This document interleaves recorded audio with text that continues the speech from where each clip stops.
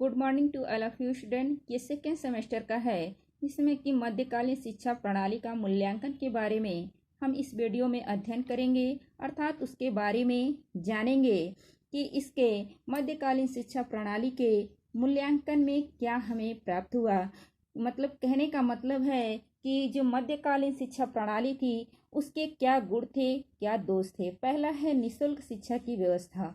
निःशुल्क शिक्षा की व्यवस्था जो है उत्तर मध्यकालीन में, बौद्धकालीन में तथा मध्यकालीन में भी निःशुल्क शिक्षा की व्यवस्था थी। कहने का मतलब है कि इसमें बच्चों से किसी प्रकार का शुल्क नहीं लिया जाता था। उनको जो शिक्षा प्रदान कराई जाती थी वो निःशुल्क दी जाती थी, अर्थात ताकि सारे बच्चे जो निम्न स्तर के हों या उच्च स्तर के हों सभी को शिक्षा मिल सके, सभी शिक्षित हो सकें। इसीलिए उन बच्चों को निःशुल्क शिक्षा की व्यवस्था प्रदान कराई गई थी।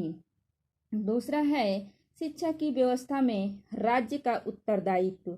जो शिक्षा की व्यवस्था होती थी, अर्थात कहने का मतलब है कि जो मकतब होते थे या मदरसा हुआ करते थे उनमें जो चलवाता था, जिस राज्य में चलता था, वहाँ के राजा या वहाँ के धनी व्यक्तियों को ही उस पे कारोबार का जो है कि भार सौंपा जाता था। कहने का मतलब है कि उस मदरसे की भवन का निर्माण कराना, पुस्तकालय का निर्माण कराना और साथ ही उसके साथ साथ जो है कि उसमें शिक्षकों की नियुक्ति के लिए भी उनका ही योगदान रहता था, जो कि वो शिक्षकों को भी नियुक्त कर सकें और सारी चीज़ों की व्यवस्था करा सकें, जिससे सुचारू रूप से विद्यालय चल सके और बच्चे शिक्षा को ग्रहण कर सकें।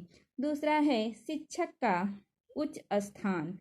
मध्यकालीन में शिक्षकों का समाज में ऊंचा स्थान था। शिक्षकों के पद पर ऐसे व्यक्तियों को नियुक्त किया जाता था जो चरित्रवान हो, जिनको समाज के व्यक्तियों में विश्वास तथा सम्मान प्राप्त हो। कहने का मतलब है कि हम जिस शिक्षक की नियुक्ति करते थे मध्यकालीन में, वो ऐसे शिक्षक होते थे कि जिनको समाज स्वीकार करता था, अर्थात उनके चरित्र पर किसी भी प्रकार की दाग नहीं होती थी। वो समाज में सम्मानित हुआ करते थे, उन्हें लोग सम्मान देते थे। हम ऐसे टीचरों को नियुक्त करते थे जिससे कि हमारे जो बच्चे हैं वहाँ शिक्षा ग्रहण करने जाएं तो उनके भी आचरण स्वच्छ हों, उन पे भी उनके आचरण का प्रभाव पड़े, वो भी एक अच्छे नागरिक बने। इसीलिए हम शिक्षक की जब भी नियुक्ति करते थे तो ऐसे शिक्षक हो जो समाज में उसका सम्मान हो, किसी प्रकार का उसके आचरण पे दाग न हो। अगला है साहित्य रचना का विकास। साहित्य रचना में जो मध्यकालीन था उसमें जो साहित्य लिखने की रीति थी, उनके जो बाइबल जो कुरान थे या जो ग्रंथ थे उसको जो लिखता था, जो रचना करता था, उसको बड़े ही सम्मान मिलते थे और उनको आर्थिक स्थिति प्रदान कराई जाती थी। साहित्य लिखने वाले को उचित सम्मान दिया जाता था और उनको आर्थिक सहायता भी प्रदान की जाती थी और उनका सम्मान होता था। अर्थात उनके जो ग्रंथ थे उनको जो भी रचना करता था, जो भी लिखता था, उसको किसी भी प्रकार का कोई भी कमी न हो, उनको पूरा ध्यान दिया जाता था और उनसे अपने साहित्य की जो रचना करता था उसको उच्च स्थान प्रदान करते थे लोग। अगला है मॉनिटर प्रणाली की शुरुआत। मॉनिटर प्रणाली की शुरुआत में जैसे कि बताया गया था कि मॉनिटर प्रणाली में ये देखा गया कि जो वैदिक काल था उसमें भी कक्षा नायक की व्यवस्था थी। उसी तरीके से जब मध्यकालीन आया तो मॉनिटर प्रणाली की शुरुआत उसमें भी थी।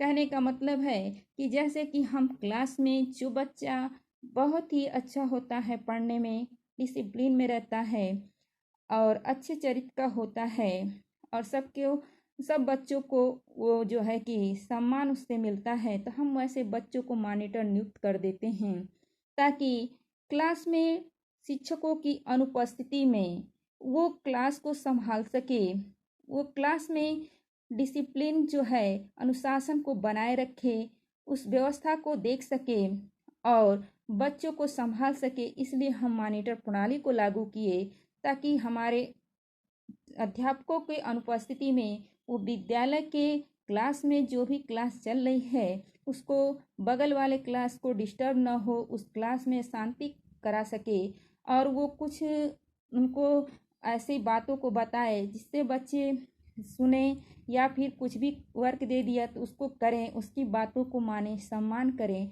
वो था मॉनिटर प्रणाली।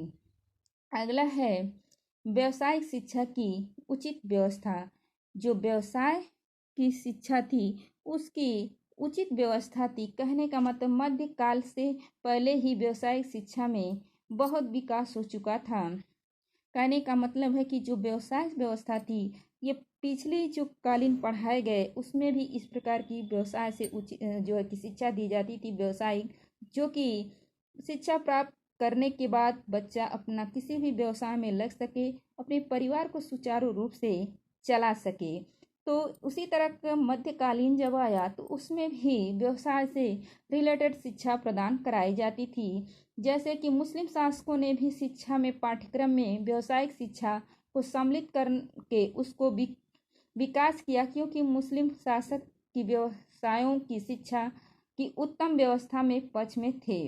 उनका कहना था कि हम इस प्रकार की बच्चों को पढ़ाएं ताकि वो क्या कर सकें, अच्छे से अच्छे व्यवसाय को कर सकें, अपनी जीविका को चला सकें। इसलिए व्यवसाय की शिक्षा पे इन लोगों ने भी जोर दिया था। अगला है पॉइंट कि प्राथमिक व उच्च शिक्षा की उत्तम व्यवस्था।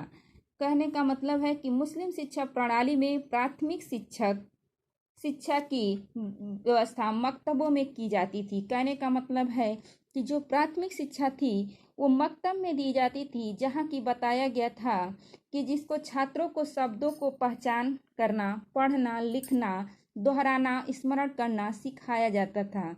बताया कि जो प्राथमिक शिक्षा है जैसे हम लोगों को प्राइमरी पाठशाला में दी जाती है, ठीक उसी प्रकार से जब मुस्लिम कालीन आया तो उसमें प्राथमिक व्यवस्था मकतब में होती थी, जिसमें बच्चों को लिखना, पढ़ना, साथ साथ उच्चारण करना और स्मरण करना, सारी चीज़ों को सिखाया जाता था। और जब उच्च शिक्षा प्रदान करने के लिए उनको मदरसे में जाते थे, जहाँ पे कहा जाता था कि भाषण के माध्यम से और विभिन्न प्रकार के जो है कि तो व्यवस्था थी, विभिन्न प्रकार के सब्जेक्टों को रखा गया था, विभिन्न प्रकार के वहाँ सब्जेक्ट चलते थे जिनको अच्छे से वो पढ़ सकें, उनका ज्ञान प्रदान कर सकें। इस तरीके से इस वीडियो में जो है कि ये इस प्रकार से गुण थे मध्यकालीन के जो कि बताया गया है। बाकी इस तरीके से पॉइंट पॉइंट करके हमने हेडिंग बता दिया है, बाकी बच्चे अपने नोट्स बना लेंगे जिसमें बताए हुए शब्दों को और कुछ अपने मन से इसमें नोट्स में लिख लेंगे। Thank you.